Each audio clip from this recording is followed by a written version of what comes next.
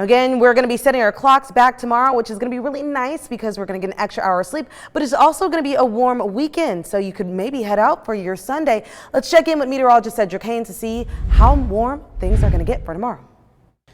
Well, Tennessee Valley, that's right. We officially end daylight saving time as we go throughout the overnight hours. So don't forget to set those manual clocks back an hour, and don't forget to check those batteries in the smoke detectors as well. What's the big difference? Well, of course, this evening we had those sunset colors still showing up, those beautiful colors as the sun began to set around 6:44. That's not going to be the case for our Sunday evening. Yeah, it's already going to be dark out there. In fact, sunset at 5:43. The other big difference that you're going to notice here as we go into the morning sky, this morning it was dark around 7 o'clock in the morning out there as we have that later sunrise. Well, now that we're going to be setting those clocks back as we get into your Sunday morning, yeah, we're going to have those nice dawn colors out there. Sunrise will be a little earlier at 7:05 in the morning. So a little earlier sunshine, but a little later darkness that will start to show up across the area.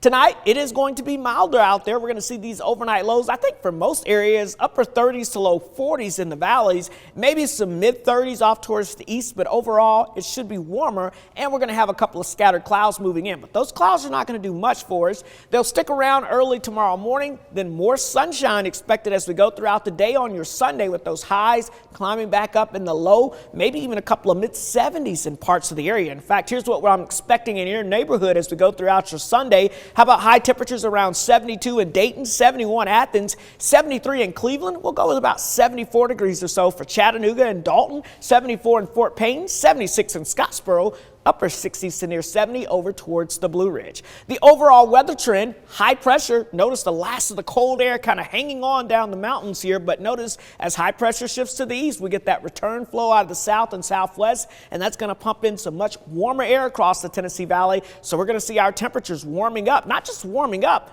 we're back to record watch as we go into the new week. In fact, here's what I'm forecasting: 76 on your Monday. I think the record of 81 will be safe on Monday. But notice as we get towards your Tuesday, I'm forecasting 80 degrees.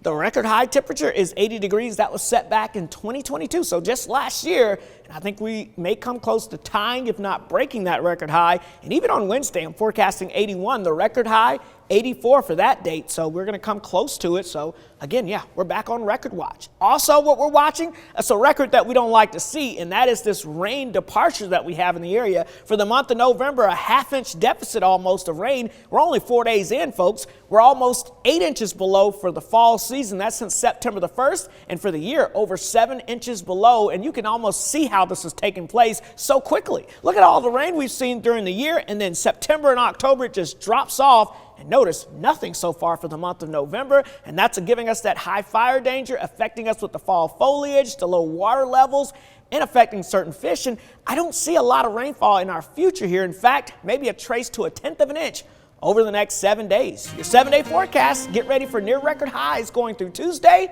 and then small rain chances for the end of the week.